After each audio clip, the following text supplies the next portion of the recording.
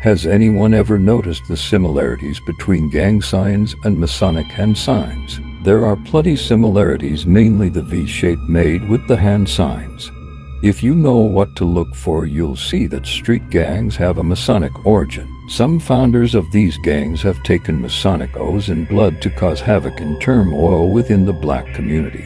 For instance, GD founders such as Larry Hoover and David Barksdale are known Masons of the Freemason Lodge. Freemasons have a reputation of evil and blood sacrifice within the matrix. They are regarded as gatekeepers to secrets the common citizens are not privileged to.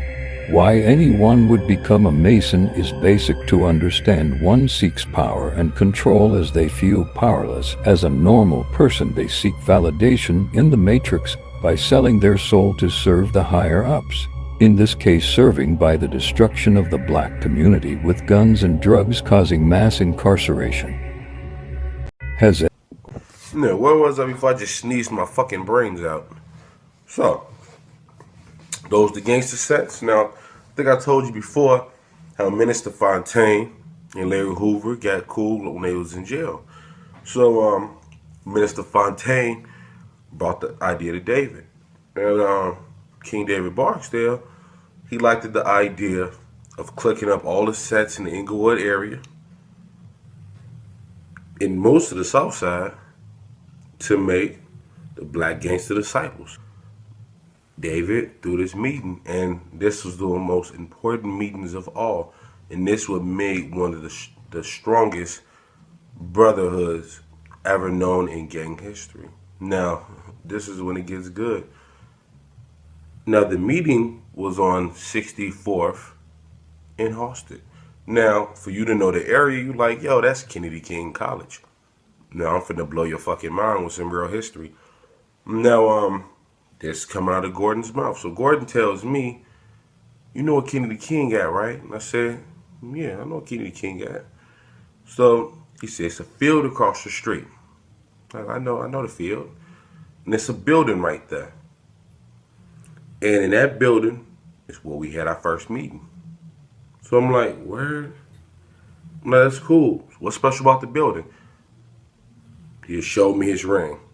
So I didn't pay no attention. I just looked at the ring like, get that finger out of my face, nigga. I want to see that shit. So I dipped. Now I went to go check the building out because I used to go to school at Kennedy King because I was going to take a GD course, but I got sidetracked, you should say. And it was a Masonic temple. The building, like, it haven't been touched in 20 years. Like, it's so old. It looks fucking raggedy, man. It's a big building. I mean, you could tell it got the old brick in it. When you look inside, you can't see shit. Like, the building looks totally deserted. It's spooky. I went back and talked to him, like, yo, I went to it. Man, I think it's a Masonic temple. Then he showed me the ring again. He said, yeah, that's what it was. That's what it still is. Now, he's a Mason. Okay? Now, he tells me the rest of the story. So we had a meeting here, and I'm like, hold on. So how did the Black Gangster Disciples get to rent the building for the night? Like, who rents a building to different gangs? Now you gotta remember, David was, his name hold weight. You know what I'm saying? He was the king of all kings. You understand? Larry Hoover, the chairman of the board. Yeah, I'm familiar. I know you're familiar with the power Larry Hoover holds to today. So it just always got me like, what happened? So I ended up asking him, was King David and Larry Hoover Masons at that age? And he gave me a smirk. He gave me the craziest look. He like a giggle, you know what I'm saying? And he never answered. That was the end of the conversation. That's all he told me. You know what I'm saying? He told me stories, how they fought, how they used to rumble, they didn't use guns. If you did have a gun, they didn't have to use it. You know what I'm saying? A bunch of shit that niggas know. You know what I'm saying? We know what happened back then. But I just could not understand what was going on. And then I look at a lot of the symbols with the gang, as far as disciples and the people. And a lot of them comes from the Mason doctrine. And it really gets me some of the laws is in the Masons rule book. So I mean, it's good enough to say that BGD was started by Freemasons. I want to say to the brothers behind me and to the brothers out there in the YouTube world, you know what I'm saying, from Freedom Lodge #1, Grandmaster Aten Ray.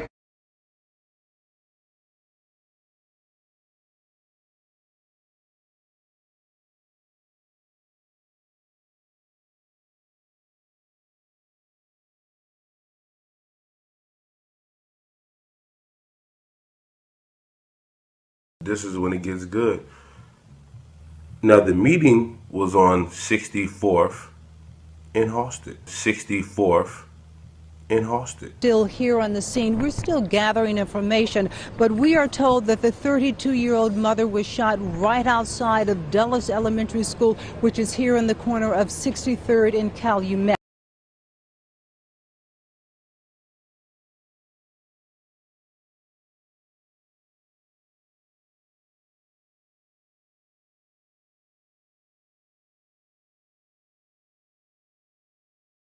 Now, this coming out of Gordon's mouth. So Gordon tells me, you know what Kennedy King got, right? And I said, yeah, I know what Kennedy King got.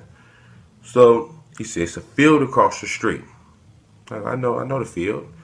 And it's a building right there. You know, my purpose for being back in the city is bigger than movies and television are symbols. Are you aware that that I have been talking to some doctors in Los Angeles who have been doing some research on this, and I find it to be absolutely fascinating that many of the gangs, the Latino and the black gangs in the major cities across America, their graffiti that they are spraying on buildings, their graffiti are actually Masonic emblems and Masonic seals and symbols. And I have seen a whole collection that these doctors have. These are medical doctors, but they are interested in this subject. And they have been collecting hundreds of pictures of graffiti and showing the research into the ancient secret societies. And there's no way that these black and Latino gangs could know these symbols. There's definitely a connection between the gangs and some sort of a higher orchestrated mind behind the warfare going on between gangs. I don't think those gangs are by chance. I think they have been nurtured and orchestrated and promoted and even financed. I mean, if you think about it, how those gangs have money to travel around, they can buy guns, they can roam around, they don't have to work. Where are they getting their money from? Well, not only that, but their main occupation is the narcotics business and fomenting chaos, confusion, and fear. Right. And they haven't got the background of understanding, learning to put together the kind of logistics network that it would take to supply this kind of an enterprise. Absolutely. So someone with an awful lot of money, an awful lot of organization, and absolute ability to provide 100% protection is supplying these city gangs. It's not the mafia. You can bet on it. You can bet. This is a very sophisticated, a totally protected organization. Absolutely. As a matter of fact, the San Francisco Chronicle had 2 full pages in one of their newspapers I still have, where they were talking about how this federal government was bringing in narcotics from Asia during the Vietnam War in the bodies of American servicemen that were being killed in Vietnam, and they were bringing in bags of pure heroin and pure narcotics from Asia in the bodies of American servicemen. And what were they doing with it? They were giving it directly to the mafia, because the mafia is doing a little tricks for the government. It takes care of business for the government, so they have to be paid.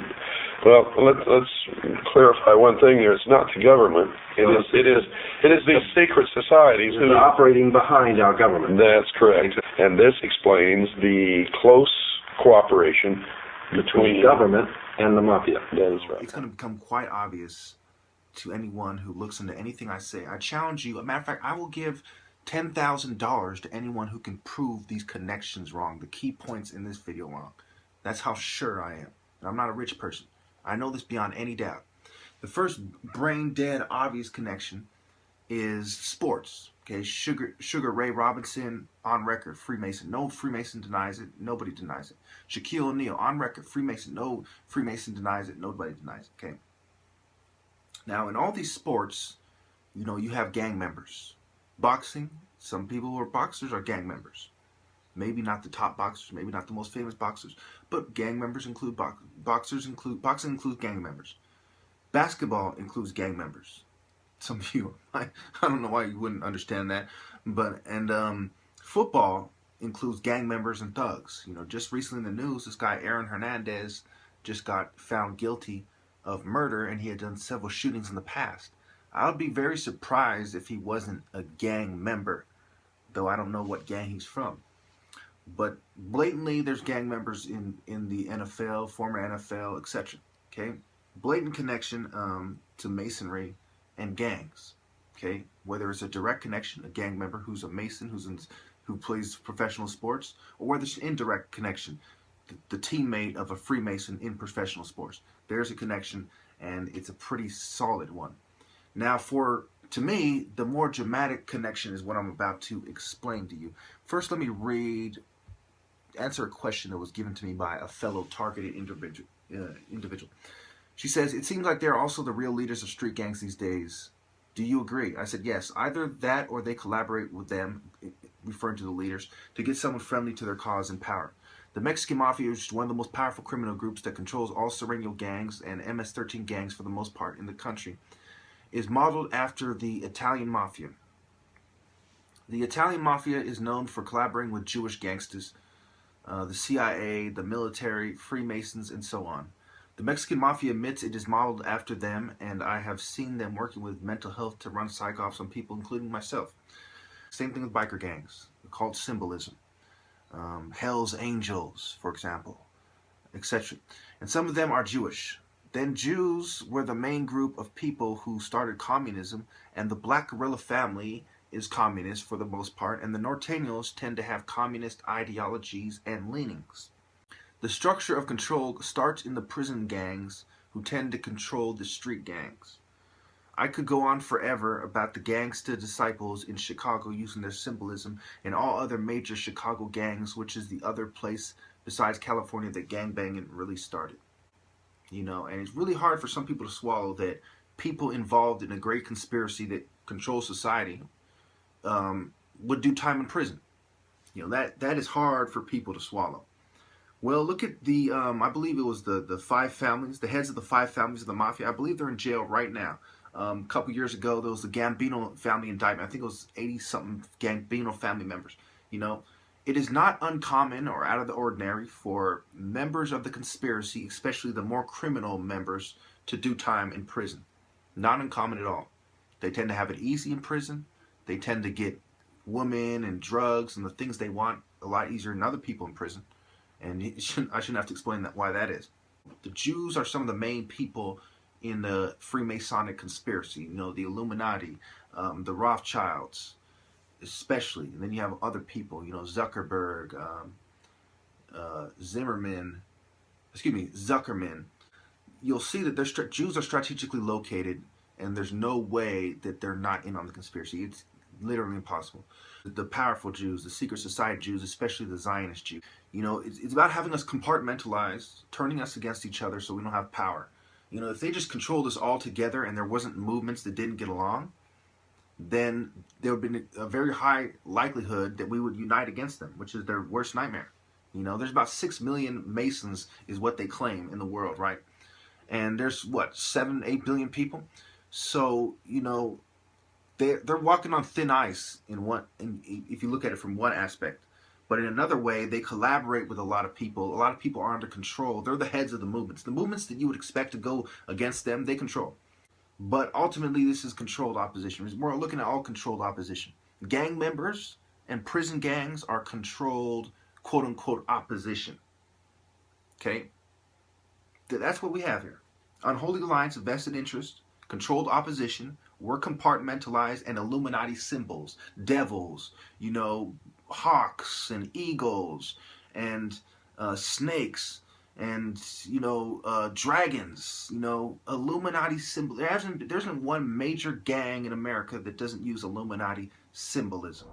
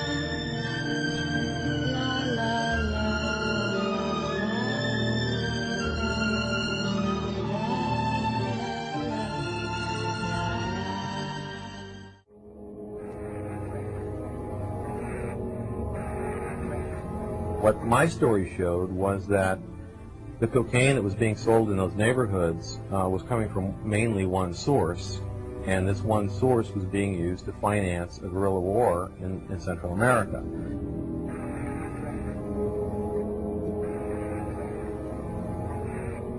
The general idea of the CIA dealing drugs was something that the American mainstream press had never written about before, and that's why it prompted outrage among blacks, among drug reform activists, among politicians, by the CIA, by every federal agency involved in the drug war, because it showed they weren't doing their jobs, that it was a fraud.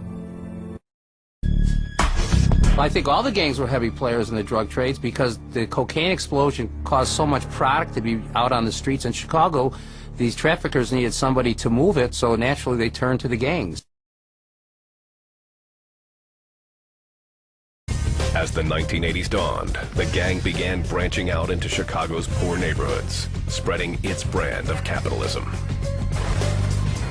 Those same areas, you know, where they lack economic stimulus. While some members got legitimate jobs, the rest sold drugs. For the most part, that is what keeps them together, is the drug business. The Satan disciples created a structure to control the flow of money. Cash flowed from street dealers to the set bosses, eventually all the way up to the king.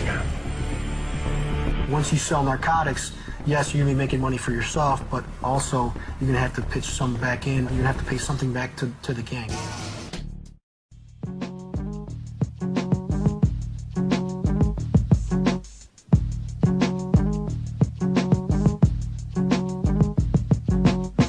The temptation of the beast, you slip and lose your grip and forever fall asleep. The venom is contagious, be wary of its spell. What you thought would be heaven turns out to be hell. I wonder if she knows the devil's taking off her clothes. Grow up with a happy life, won't get paid. Don't let it. So me and Rat grew up poor as fuck, right? And, you know, hanging out in the streets and shit, you get mixed up with the quote-unquote wrong crowd or whatever, you know, and, you know, we got into gangbanging and shit, and, you know, we used to hang out with Sureño Treses and a bunch of Crip niggas and shit, and so I know a little bit about gangbanging, right? And now I got older, and, you know, I'm wiser now, and I've been looking around at stuff, and I started investigating the New World Order and the Illuminati, and I gotta tell you, man, there's some strong similarities between the two. It almost makes me think that the Illuminati runs the gang system of America. So let's start off with initiation. Here we have a couple pics of a Skull and Bones initiation. And here we have some Freemasonic initiation. And here we have some gang initiations.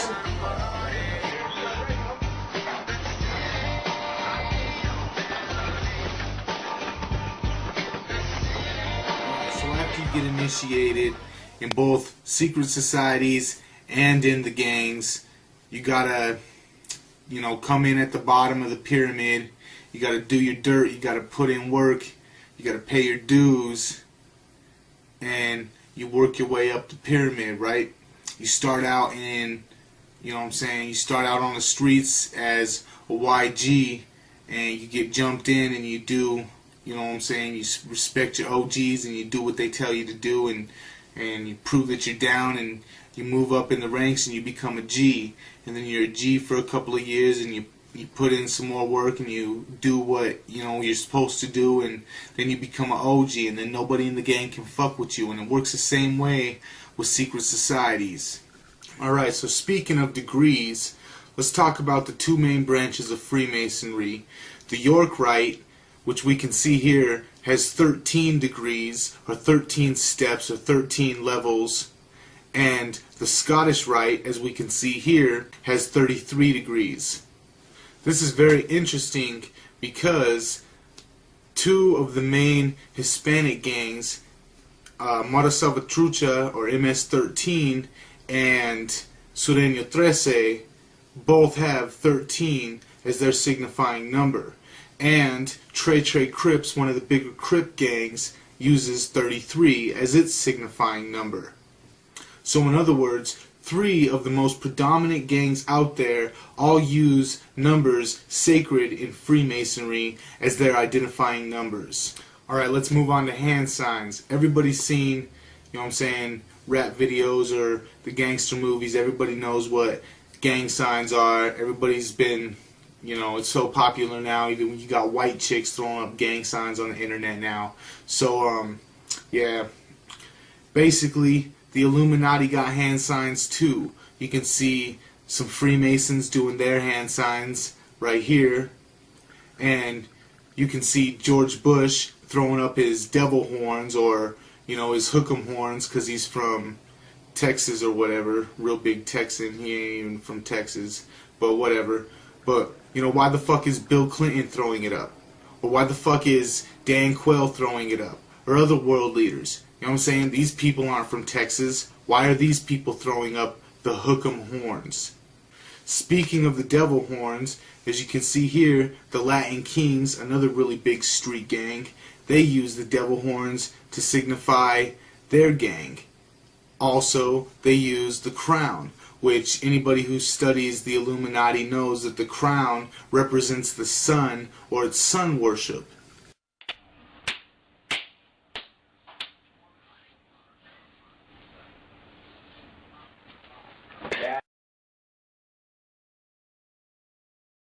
And what do we have here? It's a few people you might recognize doing a Masonic handshake.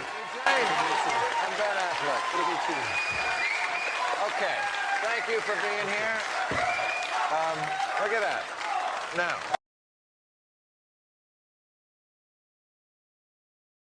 Alright, this is some shit from Folk Nation, one of the larger Crip gangs. And as you can see, they tend to use the Star of David that the Zionists are associated with.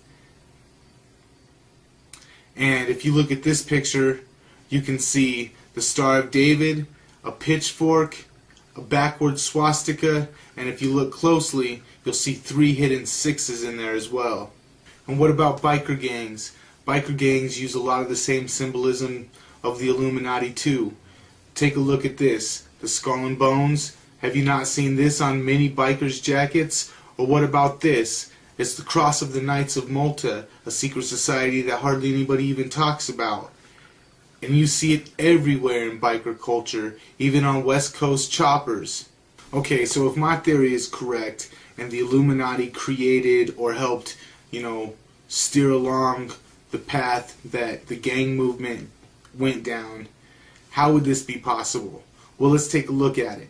Most of the street gangs work for or underneath the bigger crime families. Like Sureño 13 pretty much does all of the dirty work that La M needs to get done, you know what I'm saying? So, and I'm sure this works with a lot of the other street gangs as well. They're either working for or they're emulating what the bigger crime families are doing. So, let's look at the bigger crime families. Well, this is where it gets deep. You know what I'm saying? And a lot of people don't want to touch this, but what are most of the bigger crime families? What are most of the Sicilian crime families? What are most of the Hispanic or the Mexican mafia crime families? What are most of the Italian crime families? They're all Roman Catholic. And if you've done any kind of real investigation into this, you can't turn a blind eye to the Vatican. You know that the Vatican has a huge role in the Illuminati. For God's sake, they invented the fucking Illuminati. Adam Weishaupt was a Jesuit priest. He's the one that pulled all of the families together in Europe and created the idea of the Illuminati. So, basically, that's how I think it happened. The Roman Catholic Church, working through the crime families, working through the street gangs, they flooded the streets with guns, they flooded the streets with drugs through the CIA and through other organizations to create problems, you know what I'm saying, to create chaos. You flood the streets with guns and crack, and you set up a situation where the problem, the poor people, the worthless, or, you know what I'm saying, the useless eaters, you know, they eliminate themselves. They get themselves locked in the private prisons for profit, where they work making Adidas and New Balance shoes for 32 cents a day, and 16 cents of that 32 cents goes to pay restitution. And, you know what I'm saying, then you got everybody out there killing themselves, killing each other, and basically, they take a movement that, like, the Black Panthers started, where they were trying to empower people, and basically they turn it into something where we're just killing ourselves, we're killing each other, we're killing our brothers and our sisters, and we're doing it without any thought because we're told that that's the way life is, and We just accept it, just like everybody else does.